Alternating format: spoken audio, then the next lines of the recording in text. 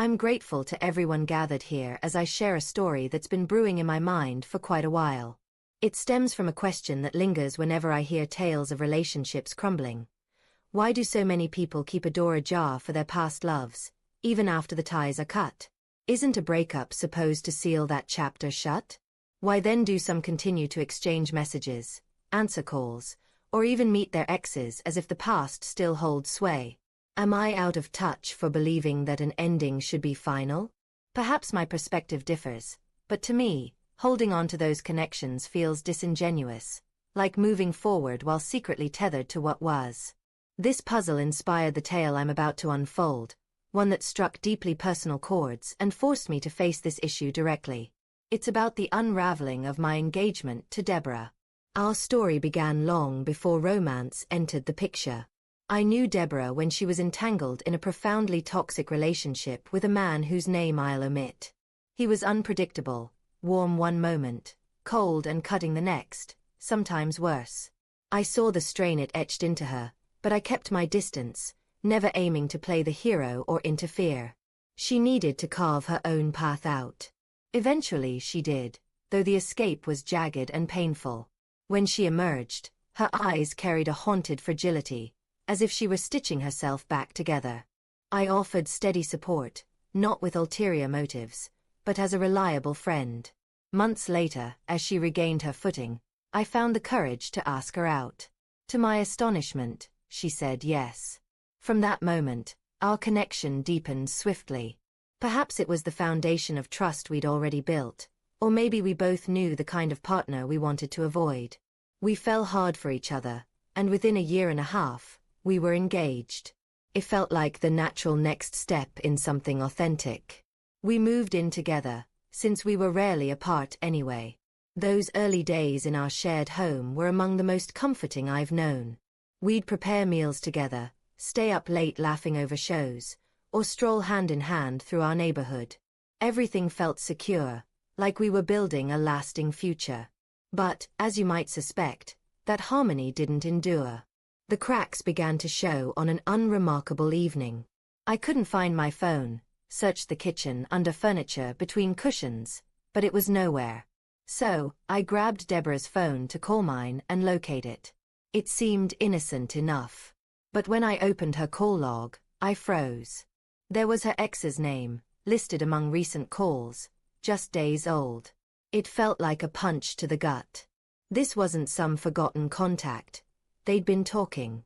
Hoping I was mistaken, I glanced at their messages, searching for clarity.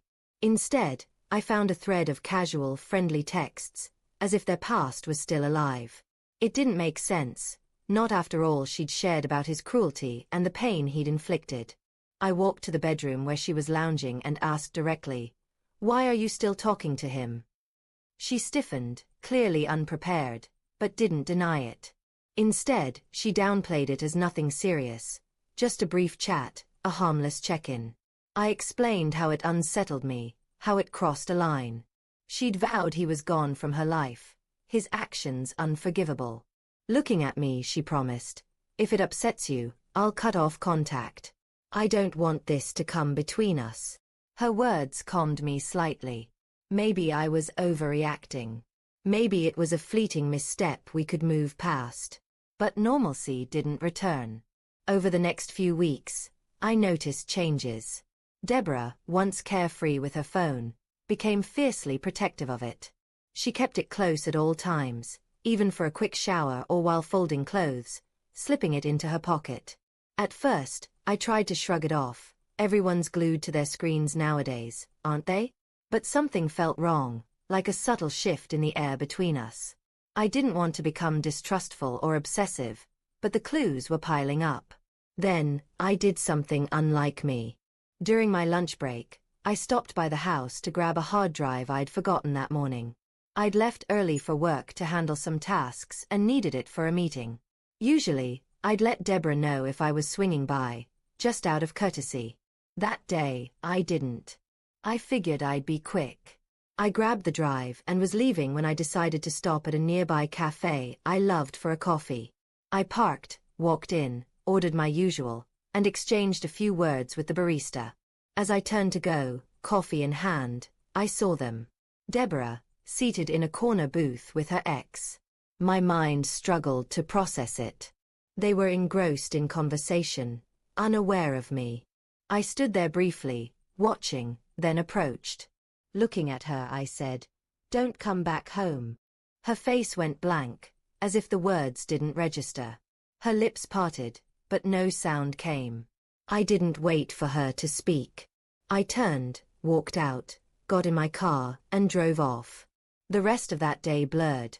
My body was present, but my thoughts were elsewhere. When I returned home that evening, she was already there, waiting. The moment she saw me, she leapt up, words tumbling out. She claimed her ex was facing personal struggles and had reached out for help. She swore it was platonic, that I'd misread the situation, framing it as an act of kindness.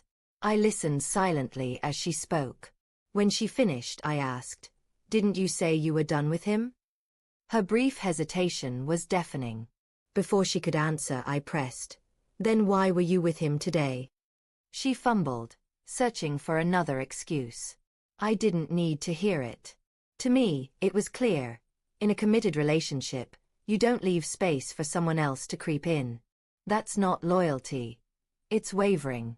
I told her that if she wasn't over him, I couldn't keep investing in someone whose heart might still be split. Her face contorted, as if stunned I'd voiced the truth, but she knew I was right. I said, "If he's that important, go to him." She broke down, sobbing, insisting she never meant to hurt me, that she couldn't explain her actions. She pleaded for us to stay together, but I was already detached. I told her to gather her belongings and leave. I wasn't going to fight for a place I thought was already mine. She stood there, tears falling, hoping I'd relent, but I didn't. When she realized I meant it, she packed a few bags and left for her parents' house. I think she thought it was temporary, that I'd calm down and we'd reconcile. But she didn't understand that my decision wasn't born of anger. It came from her choice to meet him again. I waited a few days, expecting her to return for her remaining things, to handle it with some maturity. She didn't.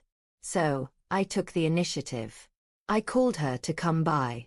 She likely hoped I was ready to mend things, but when she arrived and saw her belongings packed by the door, the reality hit. It was over. She called later, but I didn't answer. There was nothing more to say. Then came the messages. At first, they were filled with regret, then anger.